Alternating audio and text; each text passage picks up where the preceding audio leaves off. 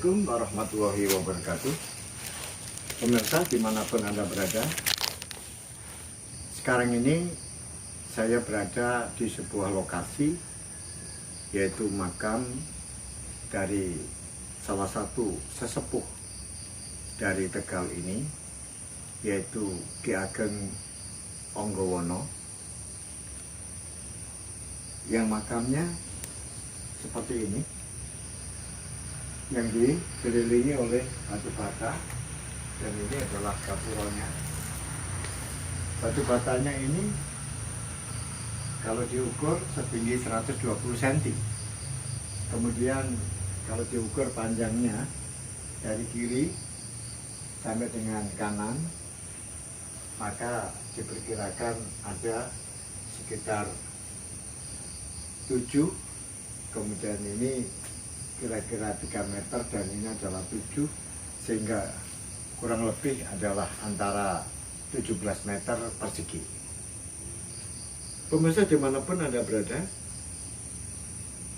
Ki Ageng Onggowono ini merupakan putra dari pendiri kota Tegal, yaitu Ki Gede Sebayu. Oleh sebab itu, saya akan menceritakan bagaimanakah cerita atau riwayat dari Ki Ageng Onggowono ini. Oleh sebab itu, ikuti terus cerita saya.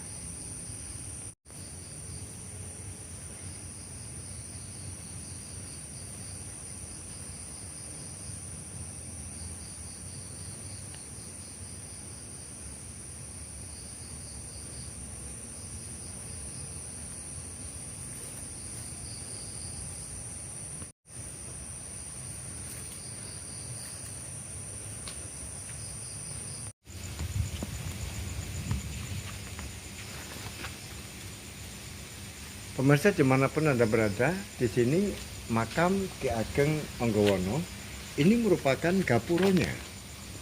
Jadi kalau kita menuju ke makamnya, maka kita harus berjalan menuju ke sana, yaitu ke arah utara, kurang lebih 75 meter.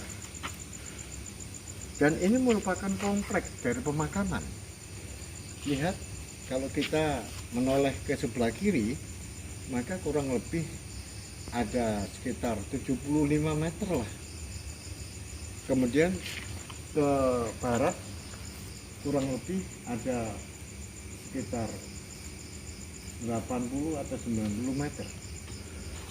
Dan kemudian di dalam kompleks ini juga ada masjid,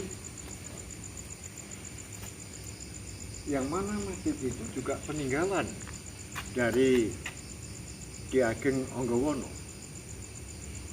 Oleh sebab itu, pemirsa, saya akan bercerita siapakah sebenarnya Ki Ageng Onggowono itu. Ikuti terus cerita saya. Pemirsa dimanapun Anda berada, seperti yang saya ceritakan di depan, bahwa ini adalah makam dari Ki Ageng Onggowono. Sebelum beliau ini menjadi Ki Ageng Onggowono, panggilannya adalah Raden Mas Onggowono. Raden Mas Onggowono itu adalah putra dari Ki Ageng Gede Sebayu, yaitu seseorang yang dianggap sebagai orang yang mendirikan kota Tegal. Nah, ketika tahun 1620, Ki Ageng Gede Sebayu ini wafat. Nah, oleh sebab itu, putranya, yaitu Raden Mas Onggowono ini menggantikan kedudukan dari ayahnya sebagai seorang adipati atau temenggung yang berada di Tegal ini. Oleh sebab itu, selama 5 tahun beliau memimpin Tegal ini, yaitu pada tahun 1625. Maka kekuasaan Mataram yang saat itu terjadi kegentingan, yaitu adanya sebuah rencana yang mana Sultan Agung Sri Hayokrokusumo Sayyidin Panotogomo Amirul Mukminin, yaitu penguasa yang ada di Mataram saat itu, menginginkan sebuah pelenyapan orang-orang barat yang ada di Batavia. Oleh sebab itu, kota Tegal dijadikan sebuah basis, yaitu basis penyimpanan gudang makanan dan lumbung padi. Oleh sebab itu, Sultan Agung Sri Hayokrokusumo Sayyidin Panotogomo Amirul Mukminin mengangkat seorang adipati yang baru setelah